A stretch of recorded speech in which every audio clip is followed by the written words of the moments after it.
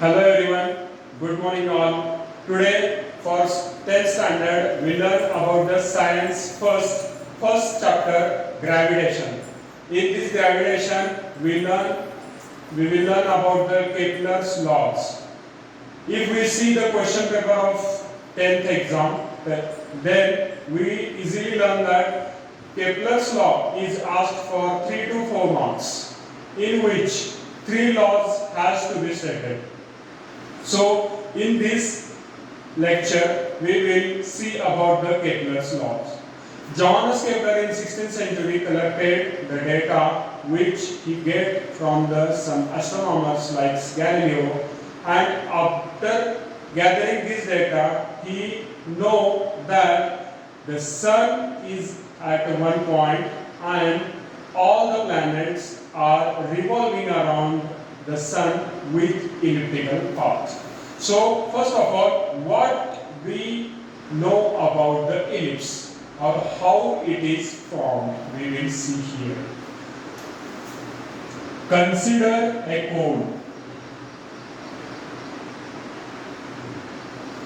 If this cone is cut with inclined plane, let's say plane P, then we will get one circular portion known as ellipse. This portion elaborated in below figure. या figure मध्ये जे ellipse दाखवले त्यामध्ये एक planet आहे, तो planet revolves around the sun s in elliptical path मध्ये तो revolve होत आहे. हीच डायग्राम आपल्याला बघून केपलरचे तिन्ही लॉ अंडरस्टँड करायचे आहे. या एकाच डायग्राम वरून ते तिन्ही लॉ कसे लक्षात ठेवायचे याची मी एक सिंपल ट्रिक तुम्हाला या सेमिनार मध्ये सांगणार आहे. बघा, what is the first law of Kepler? First of all, what is the statement?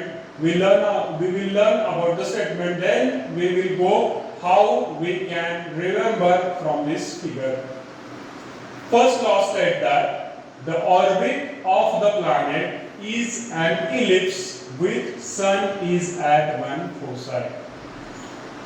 The orbit of the planet is ellipse and sun is at one foci. If this is an ellipse, then here is one focal point and here is the another focal point.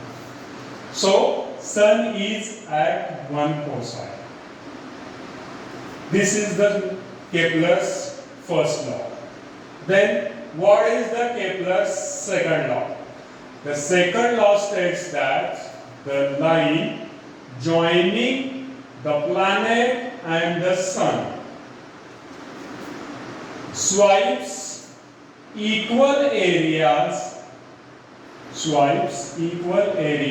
in equal intervals of time.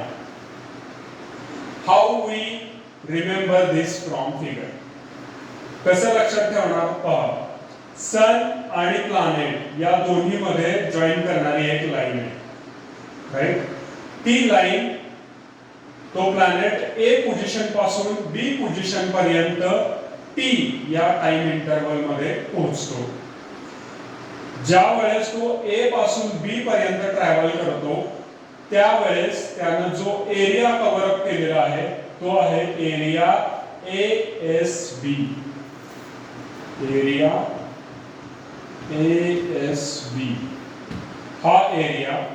आणि second time ज्या वेळेला planet सी पासून B position पर्यंत travel करतो, पण त्यावेळेस सुद्धा interval of time इथं जसा टी आहे तेवढाच इंटरवल ऑफ टाइम त्याला इथंही लागतो.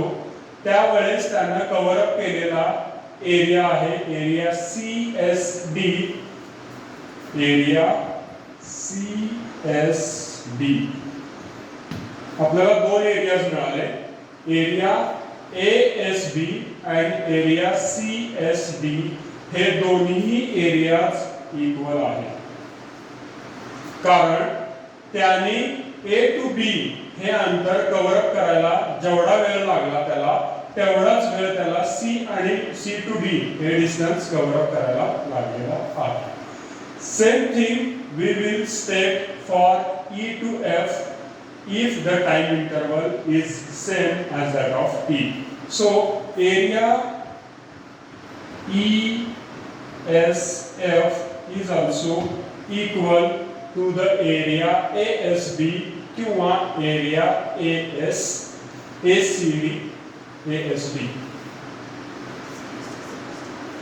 ACD. Then third law states that the square of its period of revolution around the sun is directly proportional to the cube of mean distance between sun and planet. The square of its period of revolution we state with T. So square of this period is T square is directly proportional to cube of mean distance. कशाचा cube? Mean distance we put it is as R, where in which that mean distance is in between sun and planet. Planet आणि sun या दोघांमधील जे mean distance आहे त्या mean distanceचा cube याच्याशी time पिरियडचा square directly proportional आहे. म्हणजेच T square divided by R cube is equal to K, where K is called as constant.